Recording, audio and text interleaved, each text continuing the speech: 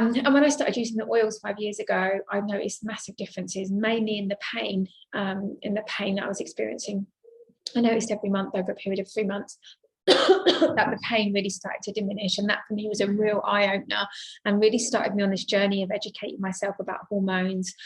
Last year I trained as a hormone yoga therapy teacher, and I've also done courses in menopause, and I read extensively on hormones, and it's really my passion. I love learning about hormones.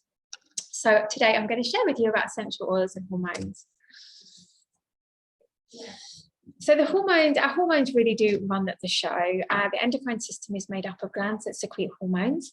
They're chemical messengers that influence every cell, organ, and function of the body.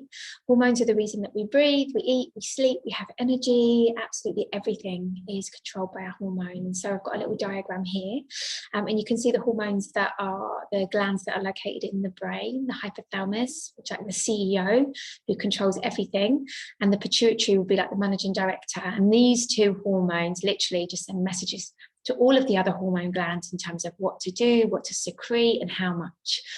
The hypothalamus is connected to dopamine and fluids in the body, and the pituitary gland is oxytocin and prolactin. And then you can see we've got the pineal gland in there, which is melatonin, which is a sleep hormone.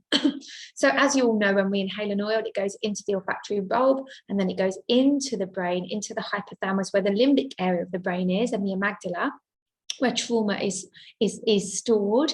And all of this area of the brain is protected by the blood-brain barrier. And because essential oil molecules are so tiny, they can pass the blood-brain barrier and go in and actually affect the brain, which then indirectly affects the hormones because they send messages out to the hormones all over the body. Okay, when we go down to the throat, we've got the thyroid gland, which is connected to our weight and thyroxine, and we've got the thymus, which is connected to our immune system and our blood cells, the pancreas, which is connected with our insulin, our sugar, the adrenals, which secrete cortisol and adrenaline, and also testosterone, the ovaries, which are estrogen and progesterone, and our placenta, the ovaries and the testes and the placenta as well.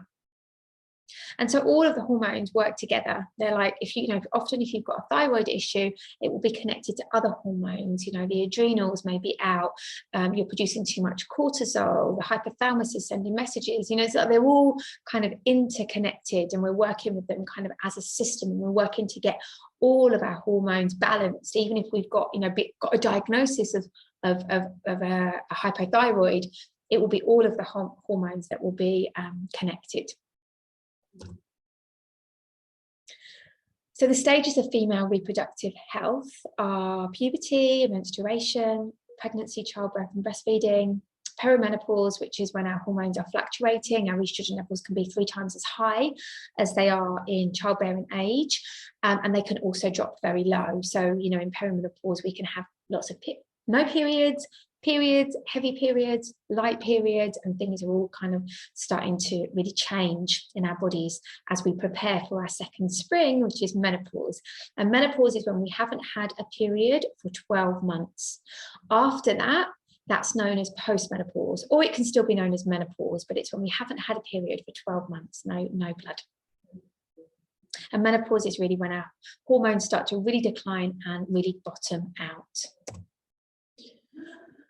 So what impacts hormones? Everything impacts hormones. Stress impacts hormones. Our sleep impacts hormones. Toxicity in our homes, in the air, in our personal care products, in our makeup, in our food, our lifestyle, how much we move the body, how relaxed we are, how well we're breathing, our nutrition, our supplements. Absolutely everything has an impact on our hormones. So signs of hormonal imbalance, painful periods, weight gain, mood swings like night sweats, diminished sex drive, anxiety, difficulty concentrating, bloating, irritability, hair thinning, problems with blood sugar, infertility, itchy skin, so many different things can be connected. Digestion as well.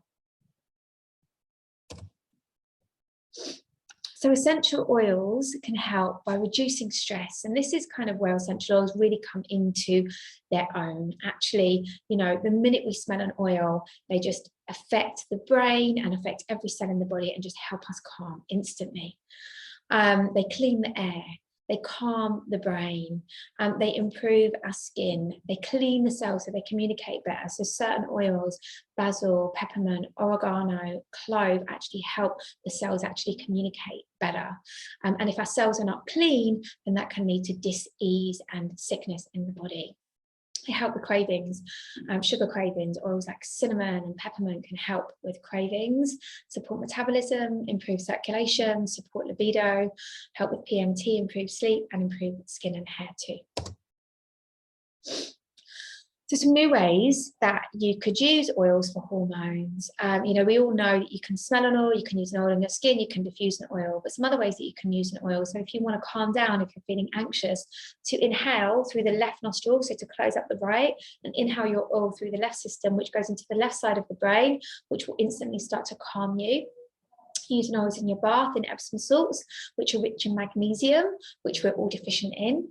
To massage oils on the vagus nerve. So the vagus nerve is a nerve that goes from the brain all the way down into the gut. So to use oils, I'm reading an amazing book at the moment called Essential Oils to Boost the Brain by Jodie Cohen. And she talks a lot about the gut and actually the digestion as being this kind of first symptom that things can be wrong with the hormones.